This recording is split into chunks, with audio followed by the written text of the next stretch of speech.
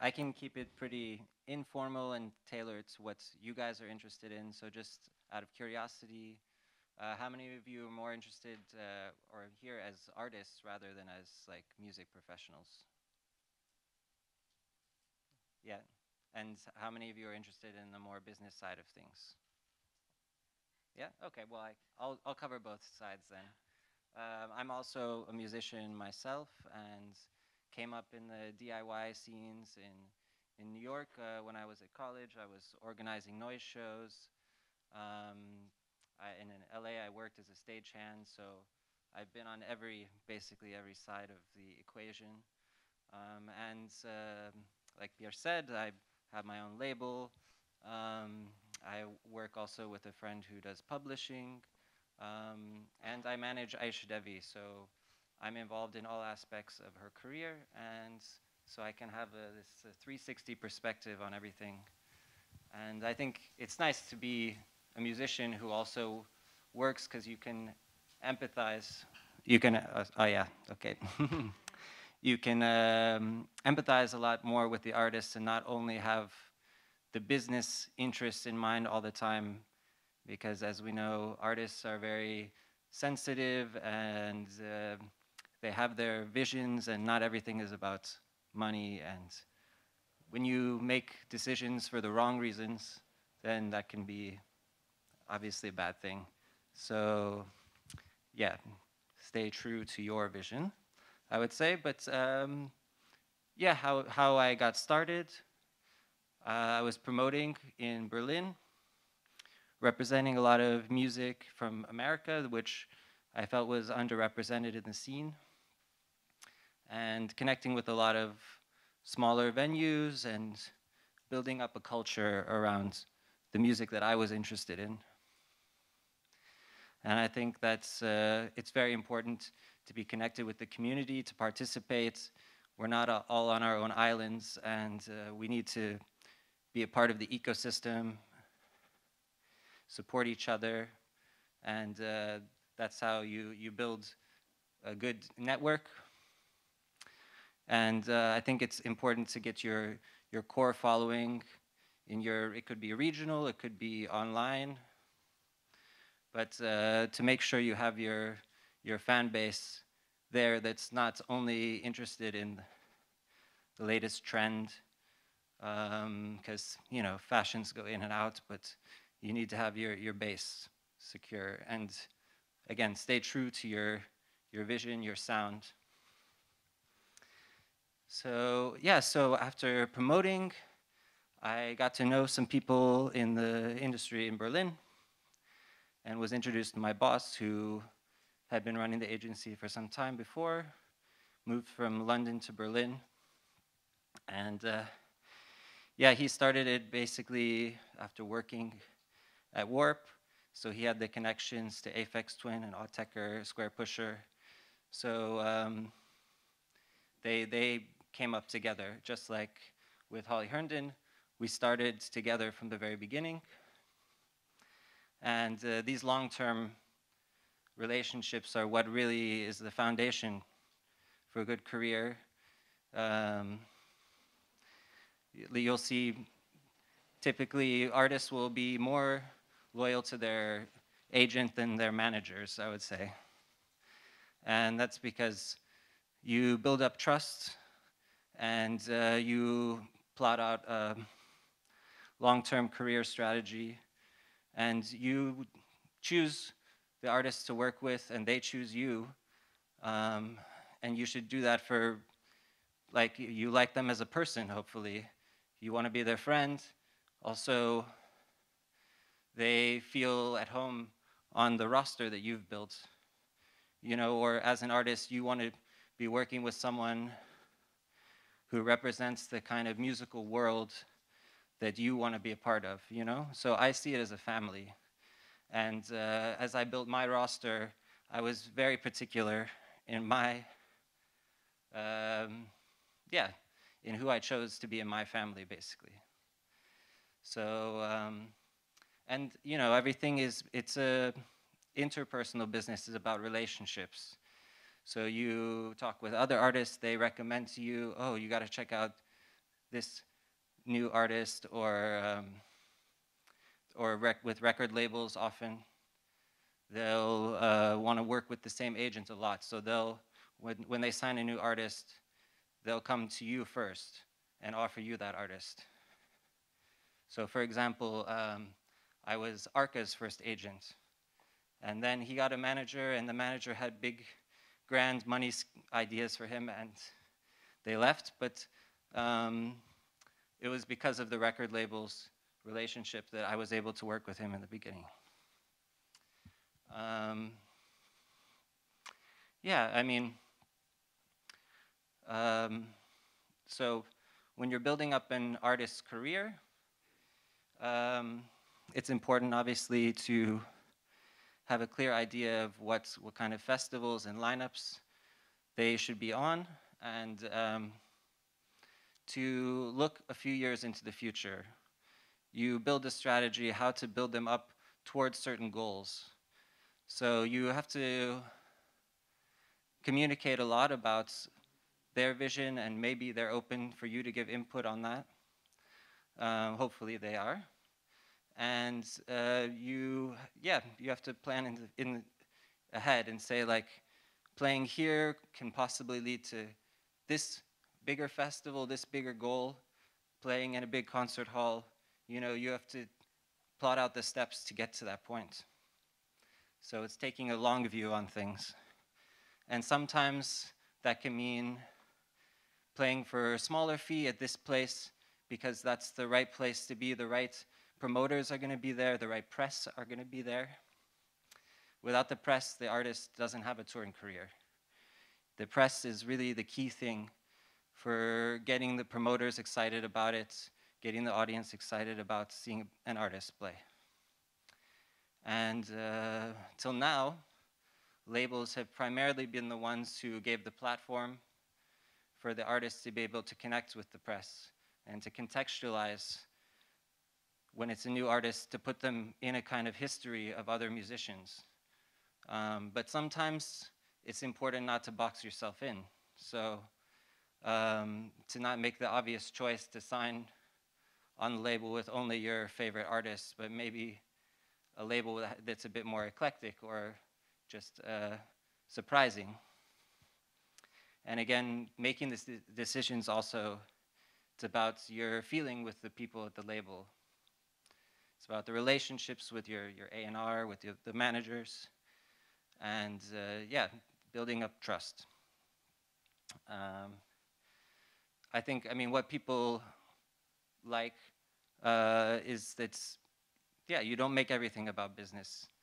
When I'm talking to promoters, I go to lots of festivals. It's important for me, especially, to be seen and to be interacting. So people think about you first.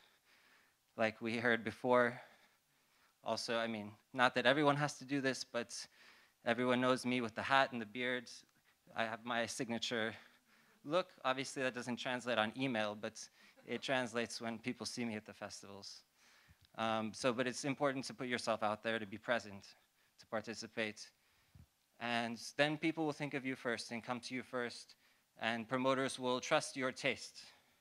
When you've worked with them over time, they'll see he has good taste in artists, he knows what's interesting, who puts on a good show.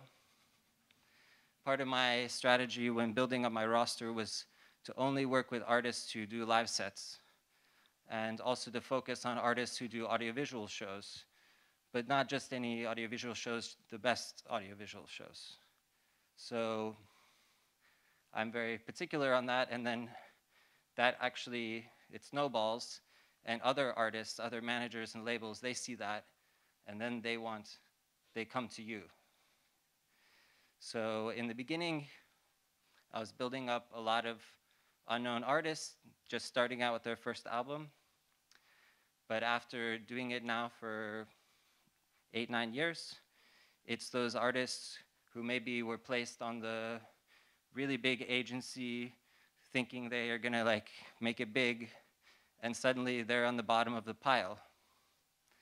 And their agent who represents their favorite superstar doesn't give them the time of day. So it's these artists who want to change, who want some more personal service, some more like boutique targeted focus on their artistic vision, then they come to you. So that's been the strategy of the agency and of myself. We're more of like a boutique thing. That's why also we don't take on an excessive amount of artists. You'll see a lot of the bigger agencies, they have an insane, huge roster, many assistants. The agent might not even be doing the bookings, the assistant might be doing the bookings. I mean, the strategy from those big agencies is often to leverage their bigger artists to get the smaller ones on a festival lineup, which is a little bit mafia style, but doesn't guarantee that the artist is gonna get the organic fan base behind them, that it will launch them to the top either. So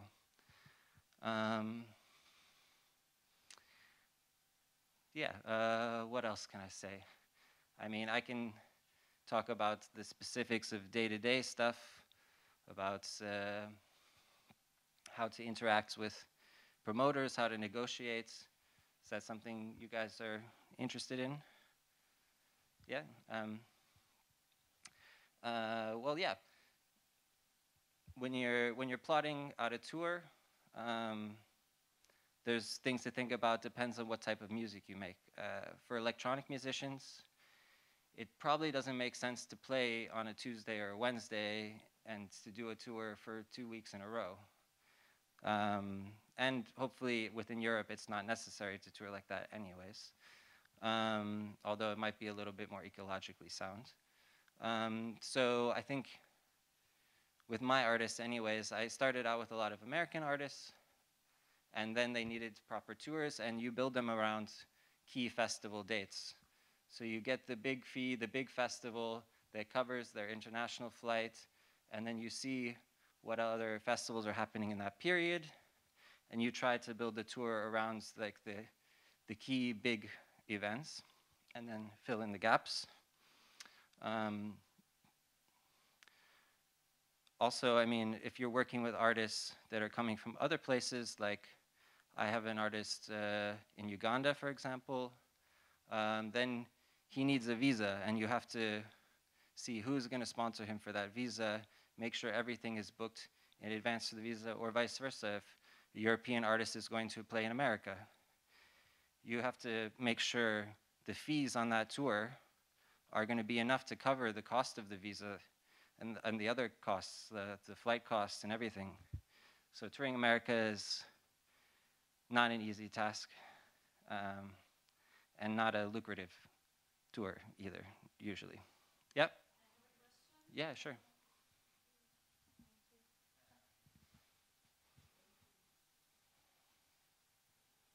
Hey, yeah, thank you. The thing is that this is like really the thing when you're already somewhere, when you're bigger. But usually people start from the bottom. And the thing is that from my experience as a manager here, is like I can send like 100 emails to someone, and maybe 2 of them will respond to me. And the thing is, where is the moment how to break the wall, you know? Because you're talking mostly about abroad things, and how you can get somewhere abroad. Yeah. When, you know, the thing is that if I will send you as a manager, if I will send you email, can I reach you? Yes. Really? Is it simple like this? You know, because sometimes it's like, I don't know how many emails with these offers you're getting every month. I mean, yeah, in terms of getting offered artists, I'll read everything. Many of them aren't appropriate. I try to respond to them. But usually the way things work, I'm not signing artists that I don't already have an awareness of, that I don't already know the manager or know the label. It has to come from a trusted source, and of course that's another hurdle you have to jump.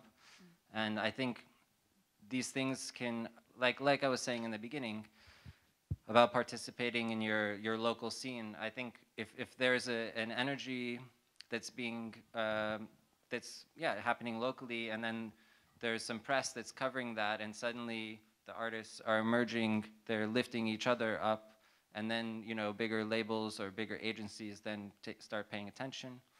There's a network within Europe, within Eastern Europe. There's the Shape initiative from the European ECAS festivals that has EU funding, and that puts artists on a more global platform.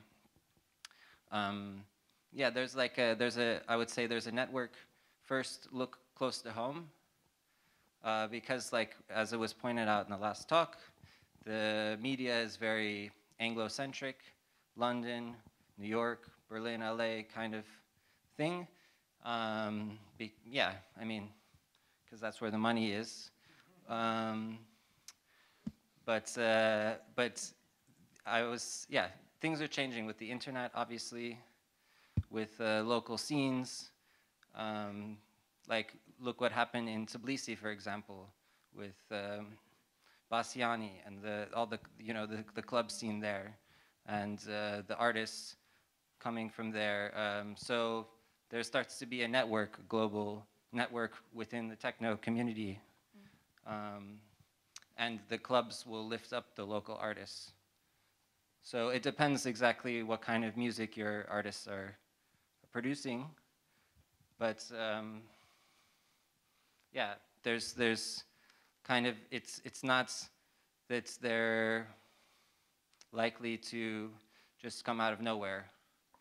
It's going to build up in an organic way.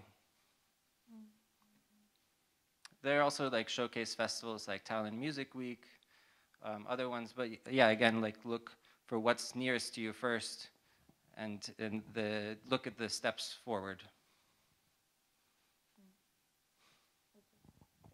Yeah. So yeah, I mean, when I started at the agency, I started as an assistant to my boss. So I was helping him doing all of the itineraries and all of the tour booking, the travel booking and the logistical stuff. And then I could see how he was communicating with the promoters and understands the kind of flow of the communication.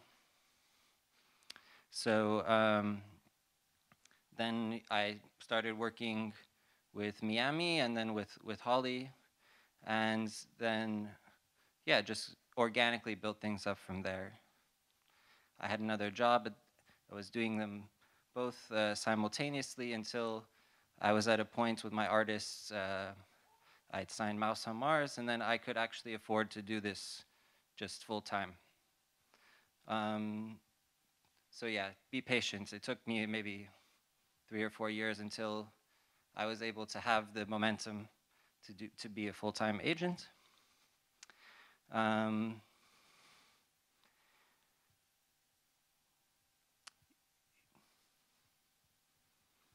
Yeah, I mean, when it comes to building up an artist's profile, in the beginning, it can be really important just to play as much as possible, take lower fees, but then it's important to set the bar and to be selective. When an artist plays in a certain country, in a certain territory, that'll mean that some promoters will want exclusivity for maybe half a year or the year. So you have to be thinking about these things, and again, be strategic about where they play and when. And then these are also certain stepping stones to getting the bigger festival slots and the bigger fees. And it's always good to look at similar artists you admire, see where they played, see which label they're on, and you can kind of map out a similar trajectory for yourself, see who they work with, which PR company they might work with, because they're often independent of the record labels. And then you can kind of map out where to go next, and also like what kind of media to target, what kind of formats of the media that you're offering.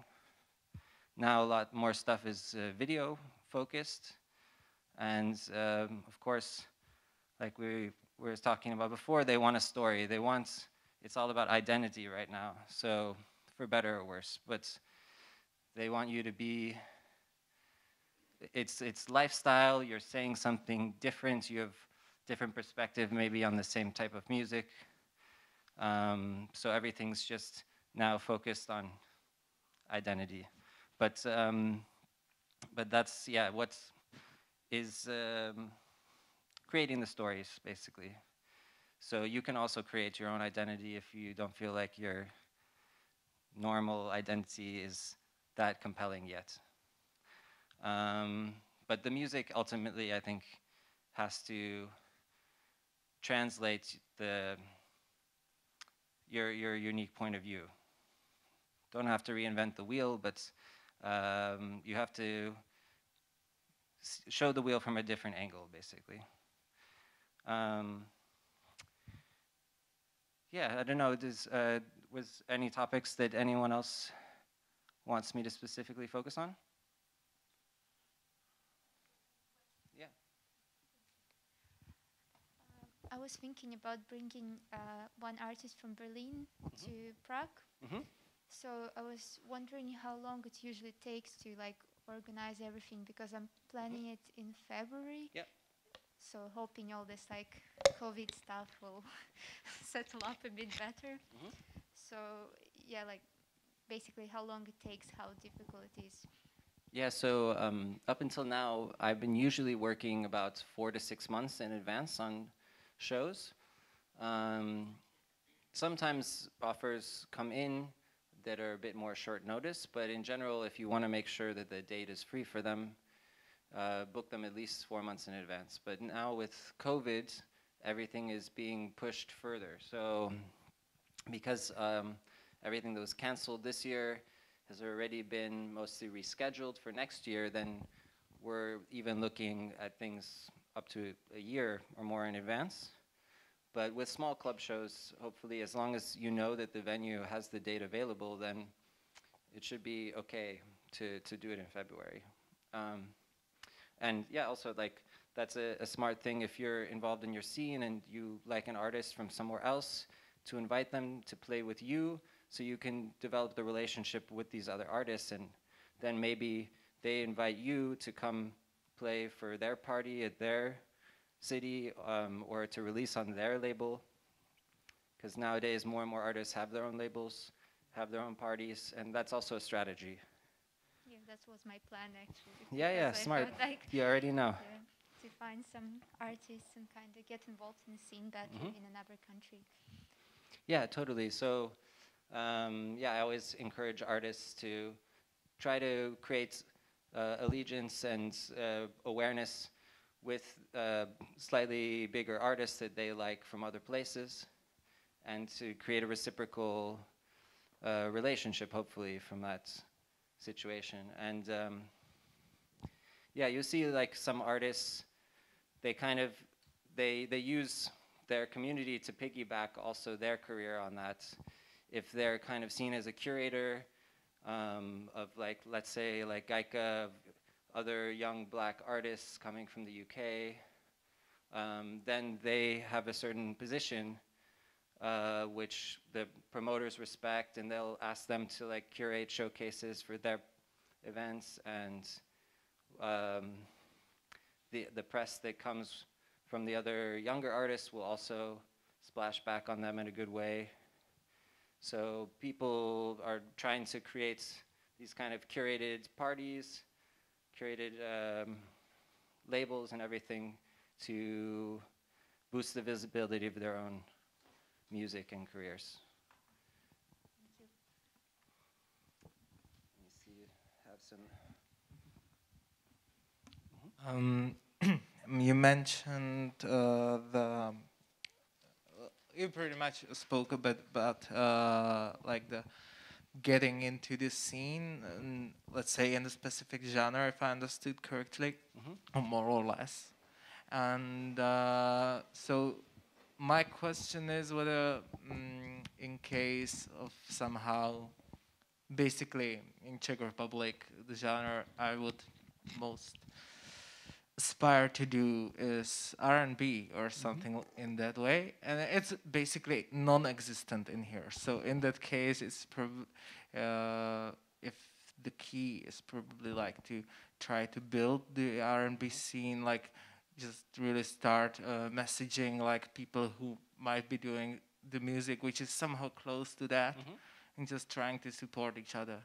Yeah, totally. I think, yeah, it's if the scene doesn't exist, then you have to create it. So if, I mean, hopefully there are other artists locally, and if you band together and you do nights together, you can create an audience that wasn't there yet. Thank you. Yeah, yeah. I can go a bit more on some technical details of the bookings. There's two different ways that agents work. The American style is to work on a 10% commission, and then they don't deal with any of the logistics. The artist has their own manager, tour manager, who deals with that, and then the agent just negotiates the deals, contracts the deals, and usually handles the accounting for the deals. And then there's the 15% model, which a lot of DJs have because it's easy, one person flying around. So those agencies, they handle the itineraries, the logistics, and they take a 15% commission. In club world, often the agent's able to get that commission paid by the promoter on top of the artist fee. But usually in more traditional bands, the commission comes out of the fee. So it's not on top, and often also like travel costs might not be on top. So it's always important to communicate that with the managers and the artists so they're not surprised when suddenly the fee is less than they expected. And also to make sure you get the deposits in before you book any travel, because if the promoter cancels for whatever reason and you bought the flights with the artist's money, there's no way for you to get that back. So you have to protect the artist and think about these things ahead and make sure that you have a deposit, you have a signed contract. And yeah, I mean, now especially with Corona and cancellations being very common, in these cases, the artists don't really have any recourse. They can't claim any part of the fee still, when normally they would be able to claim at least 50%, if not the whole fee, due to promoter cancellation. And there's something called force majeure, which is why the artist can't in these cases, which just basically states that that if some natural disaster happens, pandemic, something that makes it impossible for the artist to arrive there, then neither party is responsible, and neither party owes the other one money. But the artist doesn't get a fee in that case under force majeure. Some things also to be aware of. I mentioned a bit about exclusivity. In certain areas, it's also important to know about when a show is going to be announced, and to be able to announce a whole tour at the same time. Also, if they have 2 shows in a shorter span of time in the same territory, that the one coming up second is not announced before the first one happens, because that'll create bad blood with the agents and the promoters, and so only one show can be on sale at a time in any place, basically. Usually when you're dealing with festivals versus clubs, you can ask for much higher fees from festivals. Depends on the size of the festival. I mean, there's different business structures for festivals as well. Some are based more on funding, and others are based purely on ticket sales, or have a lot of advertising and other bar revenue or other things, concessions. So it's always good to inquire about the business model of the festival. You can ask also if it's a hard-ticketed show, which means there's not like a festival pass for all of the music, but there's one ticket just for your artist and maybe the opening acts. That so you know about the capacity, you know about the ticket price. These things are all contracted in advance. And if there's any kind of bonus, you can negotiate over the break-even points of the budget. You can request a full budget, see the break-even point, and request 70% of the sales afterwards. This is more common for bands that are touring than for electronic music. Dance clubs don't do that. That's just when people are coming to see the headliner, your artist, or you. So yeah, just to be aware of all of these things before you confirm, contract any deal. Let's see.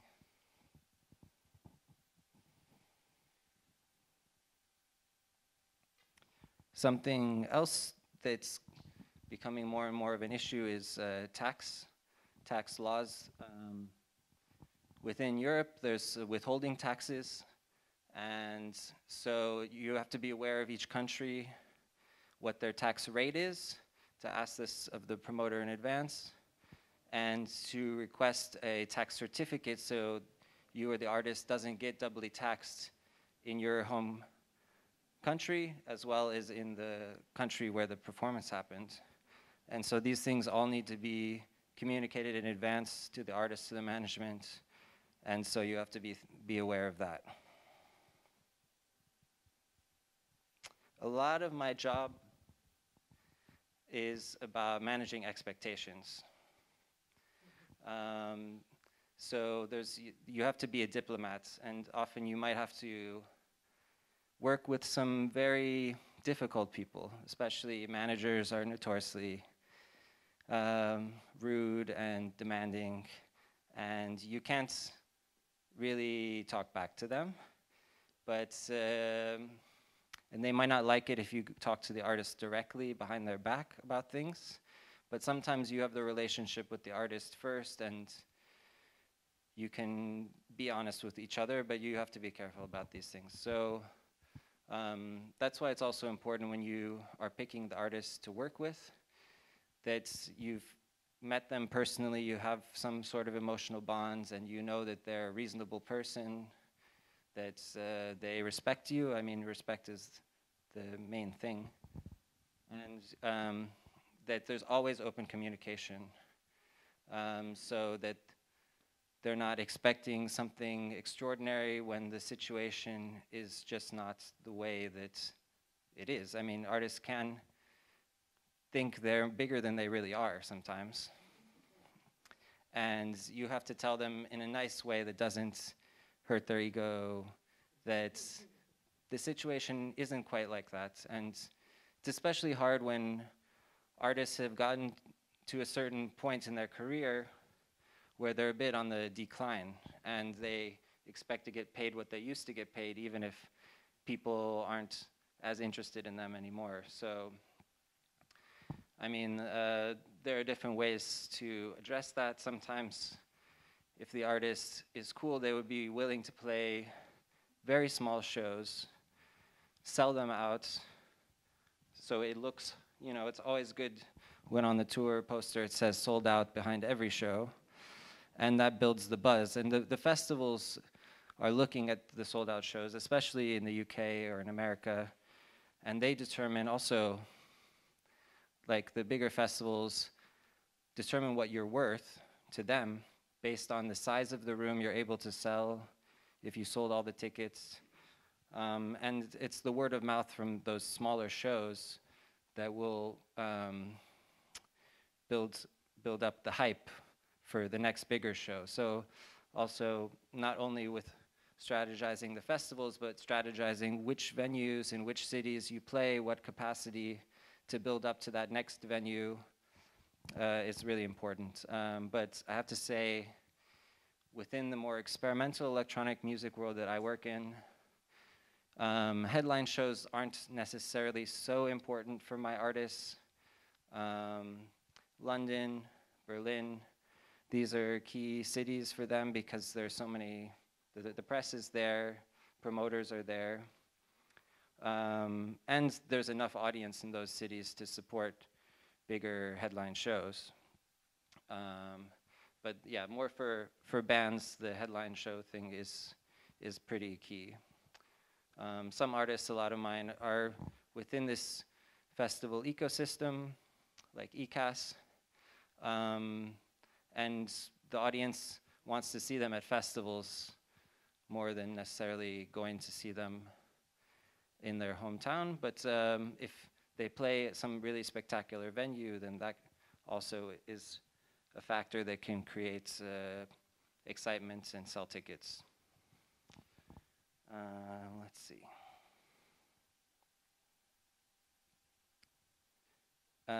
Is everyone clear on the difference between an agent and a manager? No? Okay, because often people aren't really that clear on it. So the agent is just responsible for the live touring strategy of the artist. And the manager is responsible for the whole career of the artist. So yeah, I mean, negotiating with record labels and finding the record labels for the artist, sorting out their publishing contracts, which for artists now is becoming more and more important. As you know, there's more artists playing, there's less shows that you can have, the economy is going down, smaller fees, so you need to get other revenue streams to have a stable income. And getting a publishing deal, hopefully getting your music synced with a brand, a video game, something that you like. It's also obviously important not to just take any offers that are given to you, but to make sure they fit within the universe that you've built for yourself. But yeah, publishing, also then getting requests for songwriting, for bespoke composition, for film trailers or video games. These can be important sources of revenue for artists. Also, depending on the type of music you make, maybe collaborating with theater or dance, the visual art worlds. For me, these are very interesting things, and a manager is the one that's creating those connections for the artists if they don't already have organic relationships with the people in the other fields. And yeah, I mean, being their voice. Often the manager is in between the artist and the agent, and the manager says the hard things that the artist doesn't want to say, but is actually feeling or thinking. So that the you know, uncomfortable feelings don't splash back directly on the artist, but the manager's there to make the demands and make sure the artist is getting the treatment and the expectations are being met in certain regards. Yeah, all clear. Does anyone have any other questions? Yeah, please. It might be on a bit more personal level, I guess, or personality level, so to say. So I hope I'll express myself. Would you, or do you, in your career, in your experiences with people, with you know, with artists, would you have any advice for would-be artists who are kind of just simply shy to make the first step to create a network, create a connection with somebody that could, you know, help them move forward? I mean, you can do these connections online. You don't have to do it in person. You can share your music with an artist you like, or with a label you like. It might be harder to get an answer from the label, but if you have some context or some personal connection or artistic connection that you can refer to, that obviously helps. Or if you have a friend who's a more established artist, for them to refer you to a label or to a promoter. But I think, yeah, like, you have to put yourself out there, of course. You're not just going to wait and be discovered. I mean, that rarely happens. So I would say do it online if you're a bit more shy in person, and then once there's some rapport established in the virtual space, then you can feel more comfortable to interact in the Meet space. Thank you so much. Thank you. Yeah.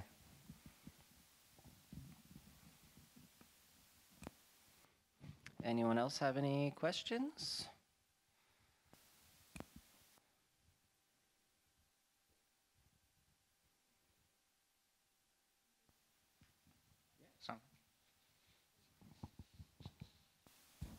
Hi. Yeah. What should you look as an artist in a booking agent? What should you look for? What do I look for? No, if you're an artist. If you're an artist, what should you look for? Yeah, like I said, if you're an artist, look at the artists that you admire, which agencies they work with. Also, you want to hear about the reputation of the agents.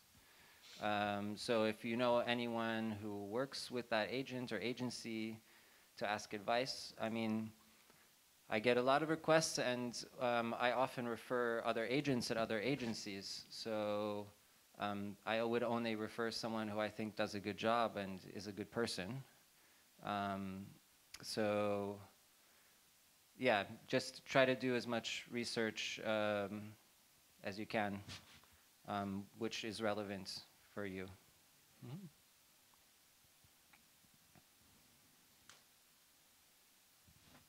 Did you have a question? Anyone? As well? You want it? Yeah.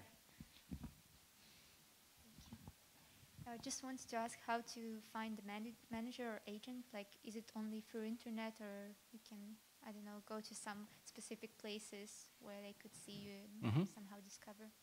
Yeah, I mean, often with managers, there's not necessarily training. It can be a friend who just wants to be involved and help out, and they learn by doing.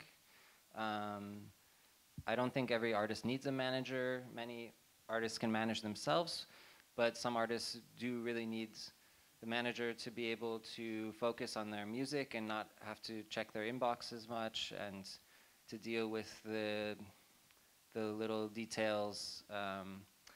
So, I mean, for example, certain events are really important for me, for networking, for discovering new artists. So CTM Festival, Unsound Festival, Berlin Atonal Festival, these are all places that really function for business, professional networking, as well as discovery of new artists. And when I know they're playing on these stages, there's a certain level of criteria, and yeah, just trust that the audience exists that I'm specifically connected to. How long is the contract with the artist? Well, that's the thing. Actually, we don't have a contract. What we say to the artists when we start working with them is we would like to have a 2-year trial period where we each give each other a chance to prove themselves in a way, and so we trust that the artists won't jump to the next bigger fish as quickly as they can, but they'll give this 2-year period a shot, and then it's open-ended. As long as it's benefiting both parties, then it continues. But yeah, we don't force them into any legally binding relationship. And one question? No.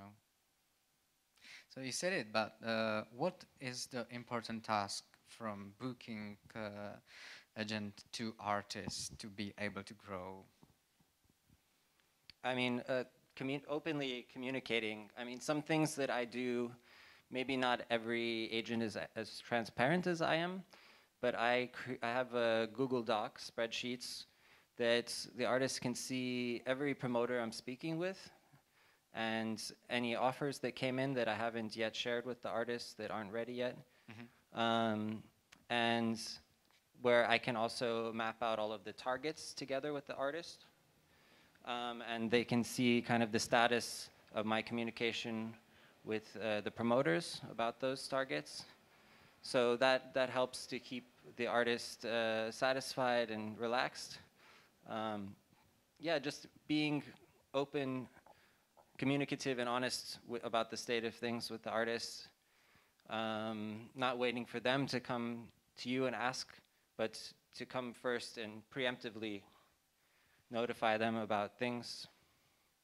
Yeah, to maintain contact so that they feel like you're doing, like you're working hard for them. Mm-hmm. I was curious if it's not sometimes a little bit exhaustive or time demanding to like work and at the same time attend all the events that you should actually, you feel like you should be there. I mean, sometimes there are, like there is a season like spring or autumn, there are all the festivals around, and at the same time you actually need to work as well. So yeah. I mean, so the job goes in cycles of intense periods, and luckily the most intense period of work is in winter. I'm planning for summer and autumn, which is when most of the festivals happen. So there aren't so many events in winter when I have my biggest workload. But the good thing about the job is that you can do it from anywhere. You're just on email and on your phone. So I can be at any festival in summer and autumn and be answering emails and on top of the work. Of course, if you're working in nightlife, then, you know, being out and partying, it comes with the job. But you have to enjoy it, and that's why you do it. For me, I mean, I think it's pretty clear. I didn't choose this job because I thought I would get rich, because you won't. I did it because I'm passionate about music and about exposing the types of underground music to the world on the highest levels that I can. So for me, I do it because of my passion before the money, and I'm just lucky that I'm able to earn a living from something I love. So, and part of that for me is being at the festivals, being with the promoters and the other artists, because that's seeing all of your work come to life and seeing the manifestation of the community in the world. So that's for me is the most rewarding part of it.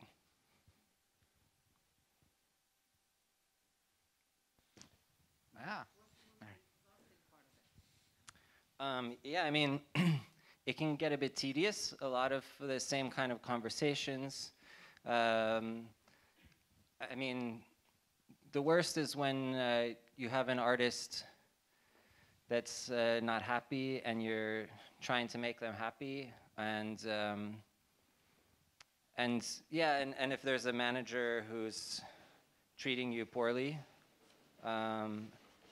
and so I try to get out of those relationships as quickly as I can, or to find ways to prove that they have no reason to be acting like that anymore and shouldn't act like that in the future.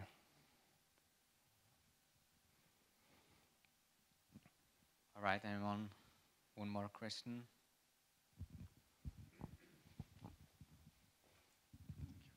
I'm wondering if you have been working in Czech Republic or Central Europe. Yeah, sure. I mean, I work a lot with lunch meets, with MeetFactory, with Creepy Teepee. There was one event, where was it? There was a pop-up in like an old church that happens in a smaller village that's, yeah.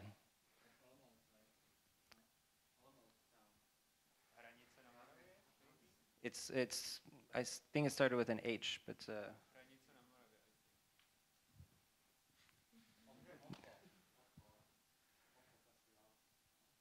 I don't know. It was a while ago. I don't remember anymore. It was a one-time thing. But I mean, it's a smallish country.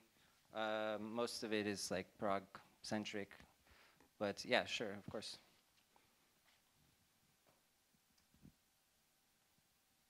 That's all?